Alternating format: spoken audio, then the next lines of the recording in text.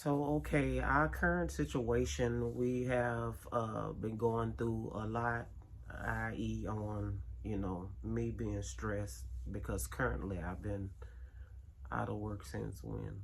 Was it? I think our last paycheck was July. Yeah. July 2024. So I think that's how many months? About seven. I don't know We're how much you currently count. in. Wait a minute. While she's doing the calculations, I'll continue. So, resulted in us going from hotel to hotel, basically, with the situation that happened in Texas on July the 8th with the 7. You're right. hurricane. Was that a hurricane or a flood? I don't know, a natural disaster. Let's just sum it all up.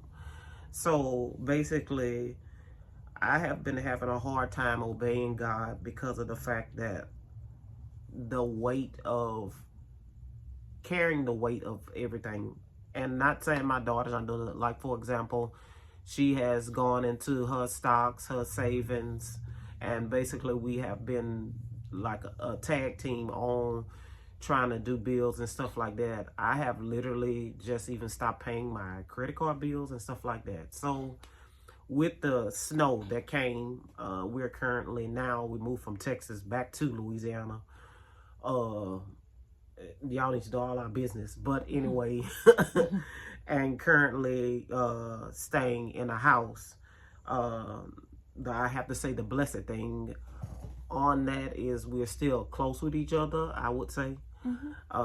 And I just asked her to come in here for her to get her real reaction. So what made me last night, I've been up since like 3 something, and God has just been on me because the start of January I was supposed to be recording video every week. Some channels I've done that, but for this channel I didn't, because whenever it's time for me to upload, I don't have enough storage, if that makes sense. But anyway, hopefully this one makes it.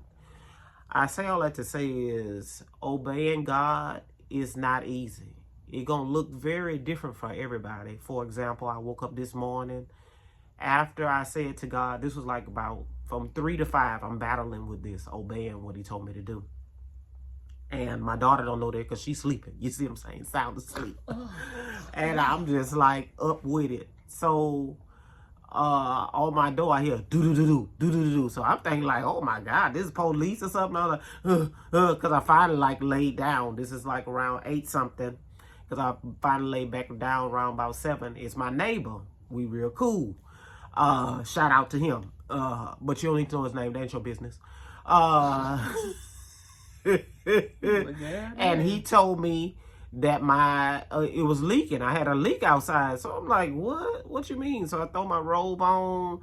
I'm like, I got spackle crust in my eye. I'm just like, Lord have mercy. No, God, this is not what obeying God looks like. So I go out there and literally the pipe is just shattered. Literally, there's nothing there. And I was just like, how could this be? So I'm trying to go back and forth. My daughter's sleeping. I wake up. I say, I need something. We don't have plies the first. And my neighbor, then my daughter say, oh, you should ask the neighbor. So I was like, oh my God, I don't know why my brain is not thinking like that. So I went to go ask him. And he literally helped me to navigate on how to turn it off manually, because I mean, that thing is running. So the bill is going to be high. And I say all that while I'm thinking about that bill. We called around several places. The plumbing, they said it was $150 per hour.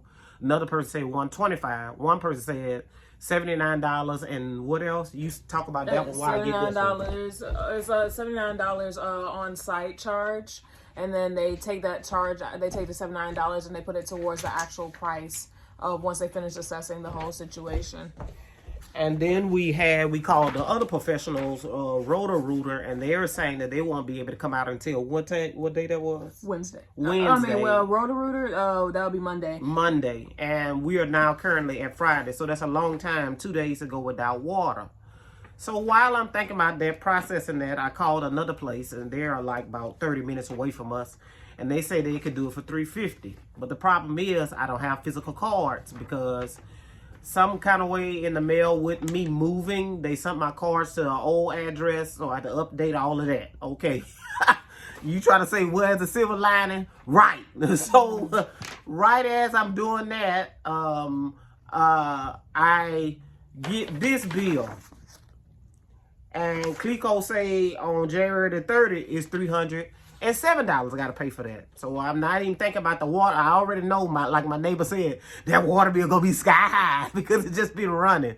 And it's just flooded. And I'm gonna go out there and video the area where the pipe broke so you can see. But I already soaked out one pair of shoes, so I'm just like, I can't do it no more.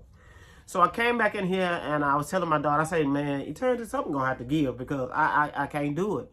Because I had it already with us not doing. I've sold some of my stock in order for it to pay for bills. And that's how we've been getting along. Selling Bitcoin that I had, you know, before it did the jump. But my daughter told me not to even focus on that. But I still be focused on that because I could have quadrupled my money. You feel what I'm saying? So anyway, so how God works. When I was younger, we stayed in the area where I'm staying. I'm trying to make a long story short. And it was a teacher that taught my older sister, who's going on to be with the Lord, and my brother, my oldest brother. And we chopped it up in the library because I go there sometime to just free my mind up and, you know, use their free Wi-Fi. I was doing this before we got our own Wi-Fi. And we just casually talk to each other, and I try to see how I can help him because he's an older gentleman, like he's in his 70s, and he wants to redo a lot of his stuff because his shop had got taken, and I was supposed to be helping him with a grant and to get another facility. But we're still working on that. And this is right after I had just finalized paying the $350 for the plumbing to come out. So I was like, God, you're going to have to make a way. And I told my daughter something that I shouldn't have said because I told her, you don't know what it's like to carry the weight of these bills. And the moment that I told her that, her disposition changed. So would you like to expound upon how you felt behind that? I kind of felt like, well, dang, like, I felt like it was like every last bit of the things I did try to help was like nothing. And I was just like, I may not experience paying bills, but seeing you stressed out causes me stress, so it felt like everything that I did to try to ease your burden was for nothing. Yeah, so she got secondhand stress. And one thing I noticed with me and her, I'm very, like lately, I've been sensitive on words that I say. Because if I say I'm going to obey God, we already know what that going to mean. Okay? Because I've been a product of something for how many years? Not too much. I thought it was no. Yeah, we agreeing, but not too much. Don't agree too much. Okay, follow the Lord. So I said all that to say, so when the guy, he was coming by because he wants me to retype a book that he has, and he wants it to be the same font. So he was telling me, oh, just do that about, and tell me how much she gonna charge me. So I was like, oh, thank you, Lord, for, you know, I've been putting in applications after applications. I done probably filled out over 100-something applications. 50 I know in Texas, and then online 50 easy. I filled out 4 since I've been here. However, online to like working retail because number one, my teaching license expired. I don't have the extra money for it to buy another one. And 2, I really didn't feel that was the way that God wanted me to go because once again, I literally got hired, and what I got hired for, they didn't want to put me for that. And I was like, I don't want to be stressed out. And the day that I determined, you can ask my daughter, the day that I determined, because I don't have a car, so I was dependent on somebody else to bring it back and forth. And I was telling her or sharing with her that I don't think one of the people that was giving me a ride really wants to, you know, give me a ride per se, because I'm dependent on that person. But my boss didn't mind taking me back once I got there, because one day I was waiting outside, because normally I get up at 6:30 and I'm already out there. We don't have to be to school till 7:30. So I went out, it was like 6:35, and I was like, this is strange, like why the person hadn't picked me up. So I was like, okay, let me just wait. So I called 7-something. Oh, I'm already at the school. I just look like, really?